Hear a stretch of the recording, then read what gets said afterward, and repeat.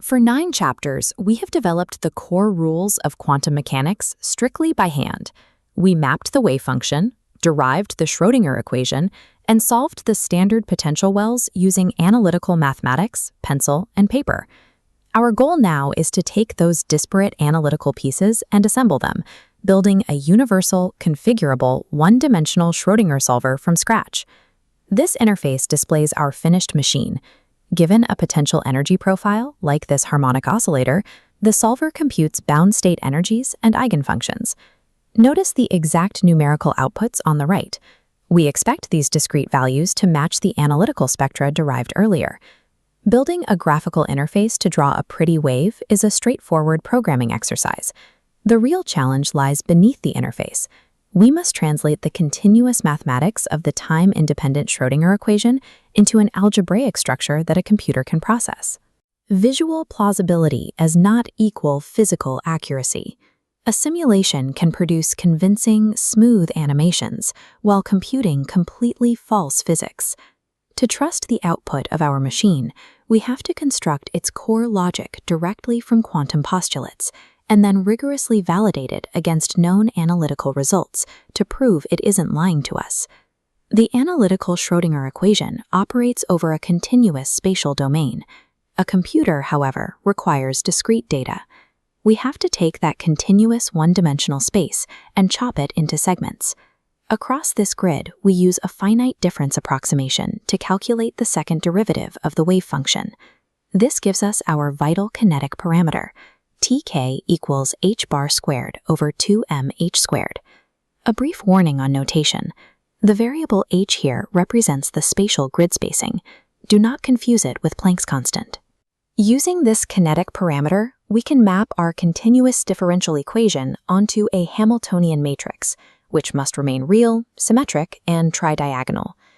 We construct the main diagonal by combining the kinetic grid energy with the local potential energy at that specific spatial point.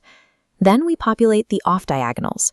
These entries mathematically couple the adjacent grid points to represent spatial movement across the grid. This specific setup introduces a common coding trap.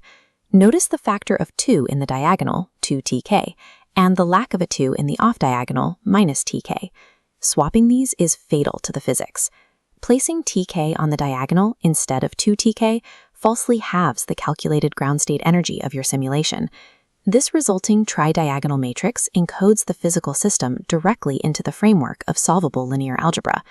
Next, we need a way to trap our simulated particle inside an infinite well. We need to enforce physical boundaries. We apply Dirichlet boundary conditions, which state that the wave function must fall to exactly 0 at the walls. We don't achieve this by coding complex repelling forces. We simply modify the edges of the matrix itself. We literally delete the 0th and the n-1st rows and columns from the calculation. This truncation naturally forces the wave function to 0 at those boundary indices. Physical confinement is built directly into the algebra. Moving from stationary states to time evolution introduces a new requirement. To push a wave packet forward in time, we have to transform the whole system into momentum space. The computational engine for this transition is the fast Fourier transform, or FFT. We must look at how the FFT array stores wave vectors. FFT data structures have a specific quirk. The lower half of the array holds positive wave vectors, while the upper half wraps around to store the negative wave vectors. To apply the kinetic phase accurately, you must use the true physical wave number, Km, rather than the raw array index. Doing otherwise will break the simulation entirely. Respecting these discrete structural rules ensures that the wave function evolves in accordance with the underlying quantum postulates. Building the software is only the first step. We now turn to the validation suite, because writing the code means nothing if we cannot prove its physics. We test the eigensolver against the infinite square well, a system with no fitting parameters and no adjustable constants. This graph displays the analytical benchmark we must hit. The theoretical energy levels, shown by the solid blue curve, scale as n squared. When run, our numerical data points plot exactly onto the theoretical curve. To evaluate the accuracy, we isolate the highest computed state. At n equals 5, the solver outputs a numerical ratio of 24.998 against the exact analytical expectation of 25. That is an error of negative 0.01%. The solver is operating well within our rigorous physical targets.